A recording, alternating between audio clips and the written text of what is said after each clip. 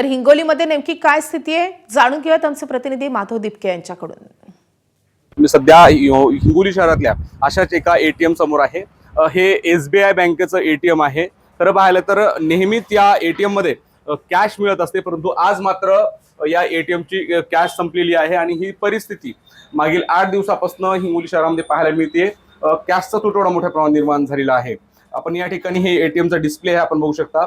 वर्तमान में यह एटीएम नगद अर्थात कॅश नहीं दे सकता असा सरळ मेसेज या एटीएमच्या डिस्प्लेवर आपल्याला पाहायला मिळतोय, कारण कॅशच नाहीये।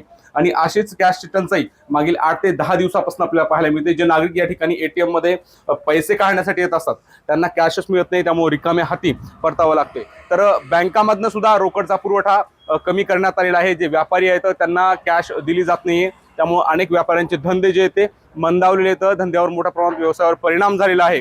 आणि त्यामुळे जर रोकडचा पुरवठा लवकरात लवकर केला नाही तर हिंगोलीच्या व्यापाऱ्यांच्या वतीनं सरकार प्रशासनाला तशा सूचना दिल्या आहेत। सोमवार नंतर आम्हाला व्यवसाय बंद करावे लागतील, मार्केट बंद करावे लागतील, कारण कॅशच नाहीये तर धंदे कसे करायचे। याचबरोबर ज्यांच्या घरामध्ये लग्न समारंभाचे कार्यक्रम आयोजित केलेले आहेत त्यांना सुद्धा या रोकड टंचाईचा मोठा फटका बसतोय।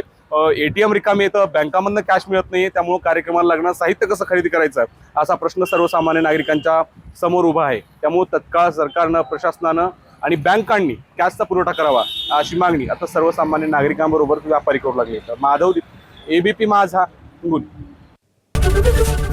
एबीपी माझा, उघडा डोळे बघा नीट।